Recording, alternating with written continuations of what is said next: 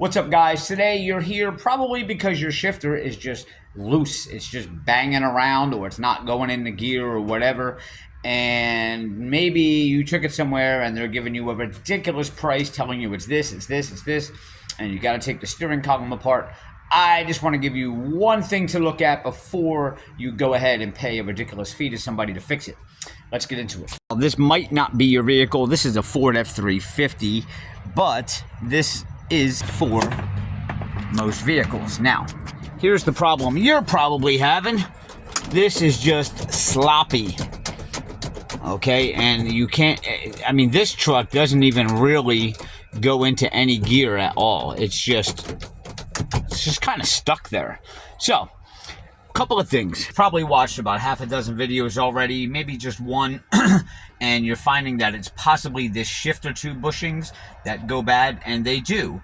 But they can be very daunting to fix, because technically ripping apart all your plastic here to get underneath of here, and you're removing some bolts underneath to drop this steering column down to get to that shifter tube, and there's bushings under there that go bad and they slide back and forth. Now that does happen a lot, but 95.5% of the time it's going to be something else, and it's going to be a lot easier for you to fix, and this might help you. I'm going to show you. And again, this might be the same for lots of other models. All right, this one's a Ford F-350. Come under your steering wheel here, down to your brake pedal. Now, hopefully you're pretty flexible, because I'm going to have to turn my body and lay on my back to look up here to show you this. But essentially, you want to follow this brake arm all the way up. So let me turn around here so I can show you. Okay, here's my brake arm. I'm following that up. You see this little U-joint looking thing right here?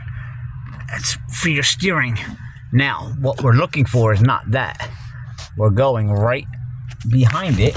There's this L-shaped bracket, and I got my other hand up here jiggling it, and look, the bolt is missing.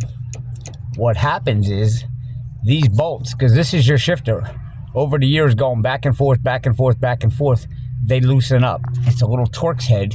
I'm not sure if this is focusing too well for you, but this one backed out, and that one's about to fall out. And look at all that play. That's all the play in your shifter right there. If you have the bolt, normally you'll find it under your seat if it fell out. It's just a chrome Torx head. Put it back in there, tighten that one up, and you're good to go. If you're in an emergency situation, try to find a bolt that might fit in there. I don't recommend it, because you'll cross thread that and never get the right bolt back in. But if it's an emergency, that's what you're gonna have to do. But that's your problem, guys. It's literally a 2-minute fix if you have the bolt. You're probably gonna have to lay on your back and get in like a pretzel-like situation to get your arms up in there. But it's a simple fix. Now, if you took this somewhere without knowing this, and depending on, you know, there is a lot of good mechanics out there, but depending on the shop you go to, that's the first thing they're probably going to look for, and they might put that bolt in 2 minutes and charge you for something else, telling you they had to take the steering column apart and this and that, and you're talking about $400 up to $800 they would charge you for something that was just a bolt. So knowing this type of information and looking for that first is definitely going to save you a lot of money. So hopefully I helped you out, and if I did, please give me a thumbs up, leave a comment below, and make sure you subscribe. Thanks, guys. I'll see you next time.